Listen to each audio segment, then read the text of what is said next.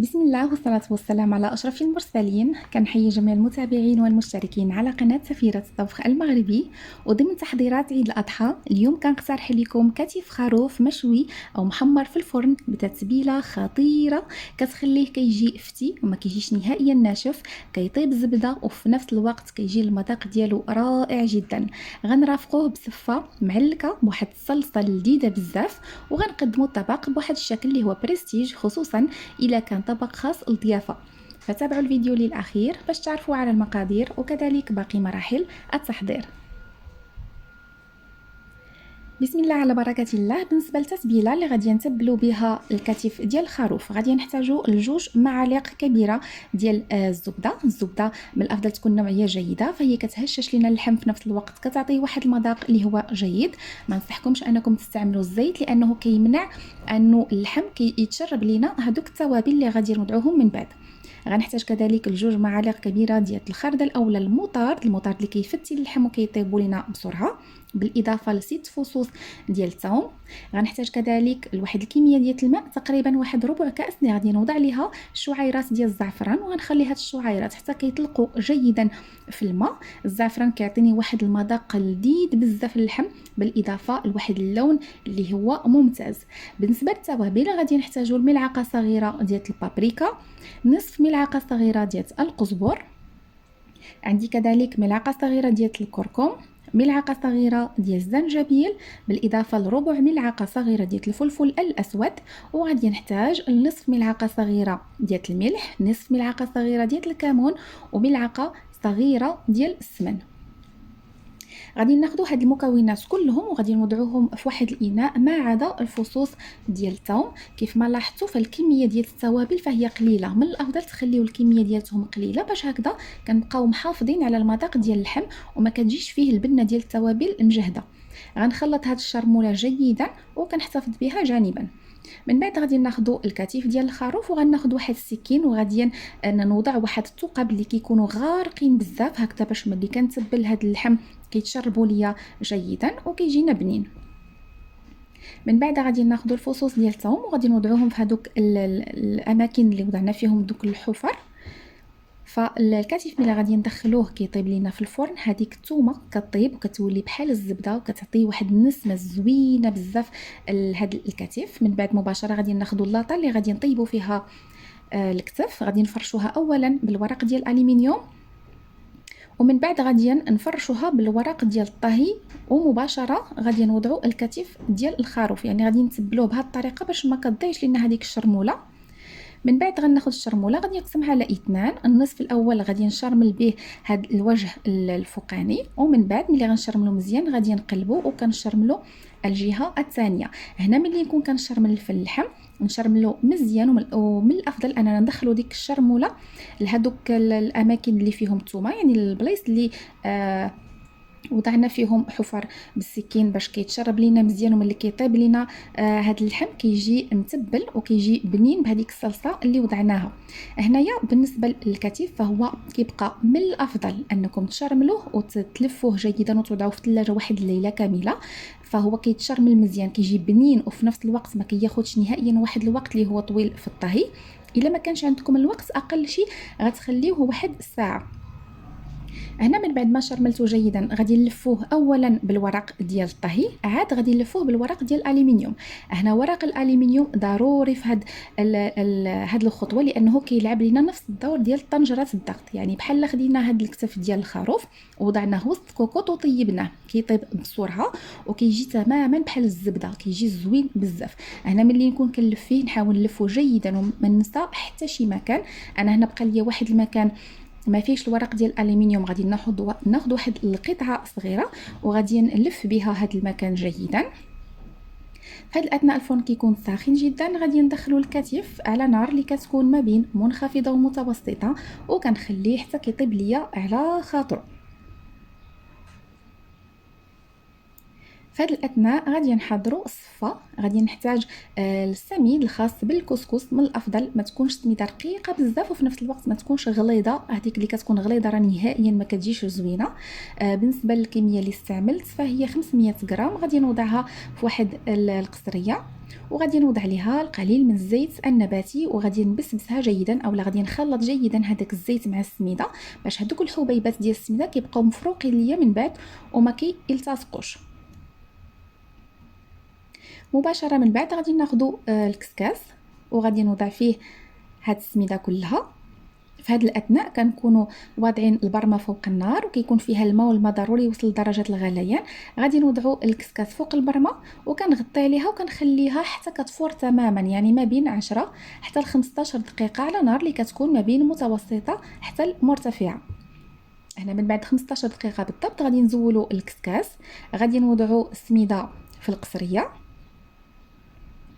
وغادي نضيفوا الملح. انا الملح اللي كيبقى على حسب الذوق.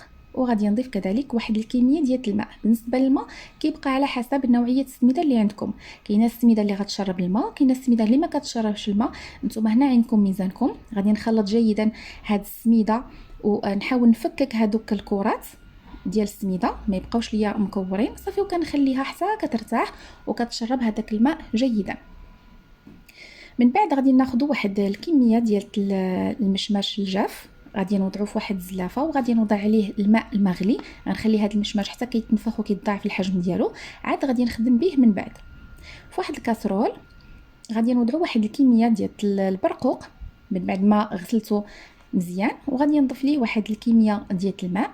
من بعد غادي نضيف 2 ملاعق كبيره ديال السنيده اولا سكر حبيبات، بالاضافه لواحد راس ملعقه صغيره ديال المسكه الحره وملعقه صغيره ديال القرفه و2 ملاعق كبيره ديال ماء الزهر. ومن الافضل تزيدوا واحد الملعقه صغيره ديال الزبده. هنا انا راه غير نسيت ما ضفتها. مباشره غادي نوضع هذا الكاسرول فوق النار وكنخلي هذا البرقوق حتى كيتعسل تماما على نار ما بين منخفضه ومتوسطه. هنا من بعد ما تشربت ليا هذا السميد جيدا هذاك الماء كيف ما كتلاحظوا راه كينشف وكيضاعف الحجم ديالو. غادي نوضعو في الكسكاس وغادي نوضعوه كيفور للمره الثانيه ودائما بنفس الطريقه. غادي نخليه فوق البرمه ما بين 10 حتى ل 15 دقيقه حتى كيفور لينا مزيان. في هذا الاثناء هنايا البرقوق صافي راه تعسل صافي غنزولوه من النار. ما نخليش حتى كينشف ليا بزاف باش هذيك الصلصه اللي كتكون فيه ما تقصاش تبقى بحال هكذا سائله. صافي هنا البرقوق ساليت منه. غادي نوضعو جانبا وغادي ناخذوا هذاك المشماش من بعد ما تنفخ. غادي نصفيه من هذاك الماء وغادي ناخذ واحد كاسرول. غادي نوضعو فيها ملعقه صغيره ديال الزبده و2 ملاعق كبيره ديال سنيده اولا سكر حبيبات، بالاضافه ل2 ملاعق كبيره ديال ماء الزهر. واخيرا غادي نضيف القليل من المسكه الحره تقريبا واحد راس ملعقه صغيره.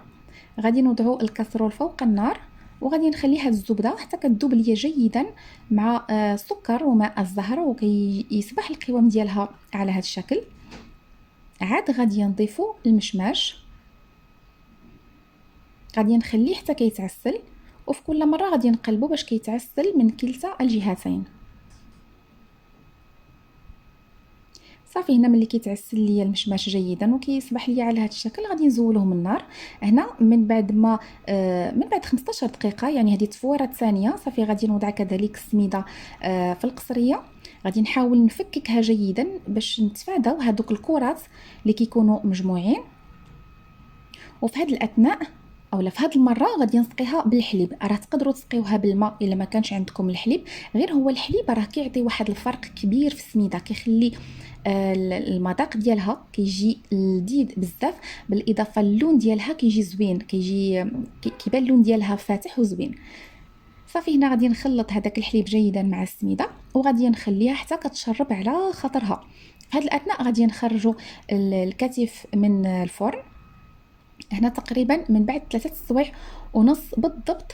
صافي هنا الكتف راه طاب. بطبيعه الحال نتوما غادي تحققوا من اللحم واش طاب ولا لا، لانه المده ديال الطهي كتختلف على حسب كل فرن. كاين الفرن اللي غادي يطيب باقل من هذه المده يعني اقل من 3 سوايع ونص، وخصوصا الا شرملتوه وخليتوه بايت في الثلاجه ليله كامله راه غادي يطيب لكم في اقل من هذا الوقت. من بعد غادي نلف الورق على هذا الشكل. وهنا غادي نوضع الكتف في الفرن، النار من الاعلى، وغادي نخليه حتى كيتحمر على خاطره.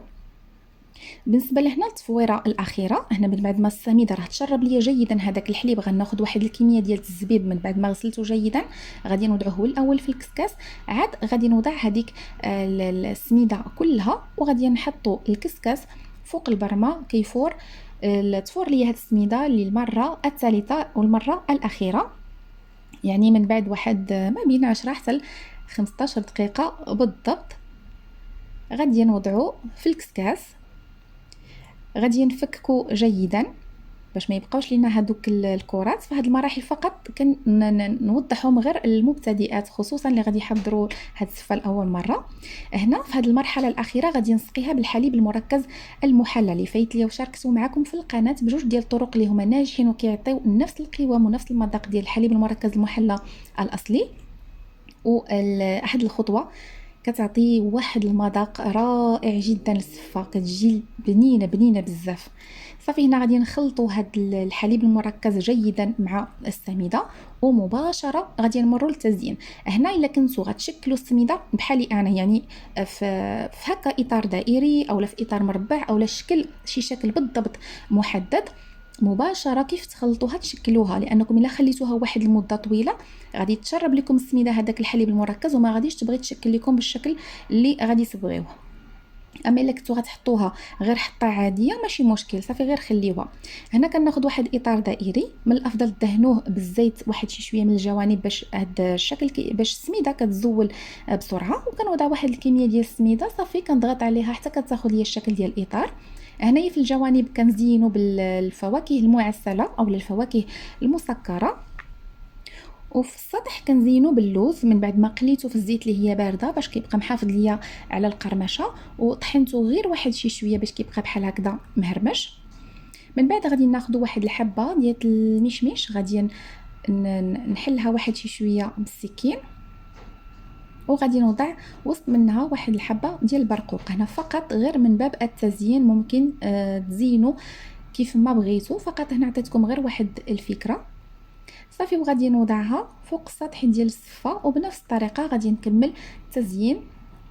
كيف ما لاحظتوا كنتحصل على واحد التزيين صراحه اللي كيجي بريستيج وزوين بزاف.